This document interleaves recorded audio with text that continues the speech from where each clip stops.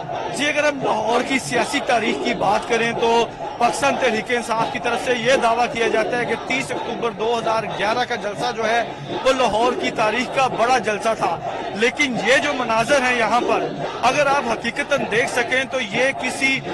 کا مطلب اس کا کوئی جوڑ ہی نہیں ہے، کیونکہ اگر گریٹر اقبال پارک کی بات کریں تو نہ صرف گریٹر اقبال پارک بلکہ گریٹر اقبال پارک کے باہر جو ہے یہ مکمل جگہ جو ہے لاہور کا شمالی لاہور کا علاقہ جو ہے وہ کھچا کھچ بھرا ہوا ہے۔ سیاسی جماعتیں دو ماہ تین ماہ جلسوں کی تیاری کرتی ہیں، اس کے بعد جو ہے وہ جلسہ جو کرتی ہیں وہ اس جلسے کے عشر اشیر بھی نہیں ہو سکتا، کیونکہ جو یہاں کے مناظر ہیں۔ اس کے علاوہ اگر ہم بات کریں جماعت اسلامی کی تو ان کے بھی سالانہ اجتماعات ہوتے رہے ہیں، ان کی بھی رپورٹنگ کی ہے، وہ بھی پورے پاکستان سے لوگوں کو کارکنان کو اکٹھے کر کے یہاں پر لاتے رہے ہیں، لیکن وہ بھی یہاں پر اس جنازے کے عشر اشیر بھی کارکنان جو ہیں وہ اکٹھے نہیں کر سکے۔ یہی صورتحال جو ہے مسلم لیگ نون کی ہے، ان کی جانب سے پی ڈی ایم کے جلسے کا اعلان کیا گیا 13 دسمبر کو، اور جس قدر بڑی کمپین کی گئی ہے، لیکن یہاں کے جو مناظر ہیں یہ بتاتے ہیں کہ یہ اس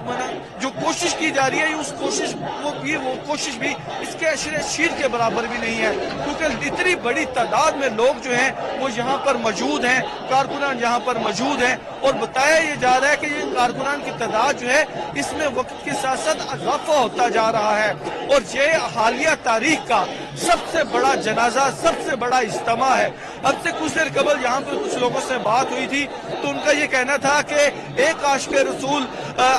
غازی علم دین کا جنازہ جو تھا وہ لاہوریوں نے دیکھا تھا، اور اس کے بعد ایک بڑے عاشق رسول علامہ خادم رضوی کا جنازہ جو ہے وہ بھی لاہور کی عوام دیکھ رہی ہے کہ جنازے جو ہیں عشق رسول، حرمت رسول اور عشق رسول کے دعوے دار جو ہوتے ہیں ان کے جنازے کیسے ہوتے ہیں، اور یہ جو ہے یہاں کے مناظر دکھا رہے ہیں۔ ہم نے اگر کہیں پہ بھی گئے ہیں پورے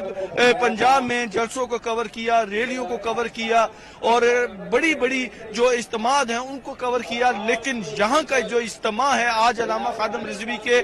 جنازے کا، اس جنازے کا کوئی جوڑ نہیں ہے، اور یہ جوڑ اس لیے نہیں ہے کہ صرف 36 گھنٹے کے نوٹس پر یا 36 گھنٹے کی اطلاع کے اوپر اتنی بڑی تعداد میں یہاں پر عاشقان رسول جو ہیں علامہ خادم رضوی کو ان کے جنازے میں شریک ہونے کے لیے اور ان کو خراج عقیدت پیش کرنے کے لیے کہ جو مشن وہ یہ لے کر چلے تھے عشق رسول کا، ختم نبوت کا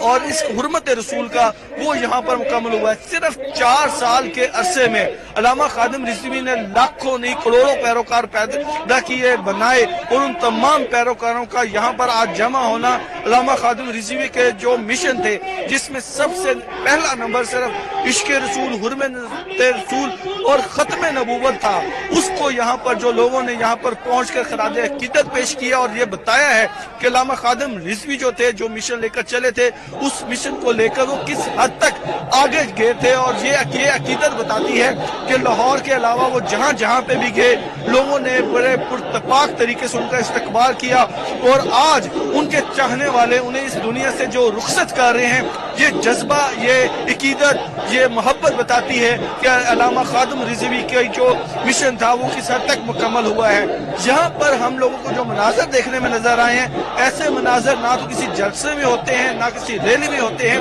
نہ کسی ایسے اجتماع میں ہوتے ہیں جہاں پر لوگوں کو بلایا جاتا ہے۔ یہ لوگ صرف عشق محبت کے لیے یہاں پر، عشق رسول کے لیے یہاں پر جمع ہوئے ہیں، عشق نبی کے لیے یہاں پر جمع ہوئے ہیں، اور علامہ خادم رضوی کے مشن کو خراج عقیدت پیش کرنے کے لیے یہاں پر جمع ہوئے ہیں، اور یہ پچھلے 6 گھنٹوں سے مسلسل لبیک یا رسول اللہ صلی اللہ علیہ وسلم، ختم نبوت زندہ باد، ختم نبوت زندہ باد کے نعرے لگا رہے ہیں، اور یہی جذبہ ان کا ہے۔ اب علامہ خادم رضوی کی میت کا انتظار کیا جا رہا ہے کہ جیسے ہی وہ یہاں پر پہنچے گی تو ان کی نماز جنازہ یہاں پر ادا کر دی جائے گی۔ اس وقت لاہور کے شمالی علاقے جو ہیں وہ مکمل طور پر پیک ہو چکے ہیں، ہر قسم کا ٹریفک جو ہے وہ رک گئی ہے، اور صرف انتظار ہے کہ عاشق رسول، ختم نبوت کے صلی اللہ علیہ وسلم کے سب سے بڑے دائی علامہ خادم رضوی کی میت کب یہاں پر پہنچتی ہے اور کب ان کی نماز جنازہ ادا کی جاتی ہے۔ جی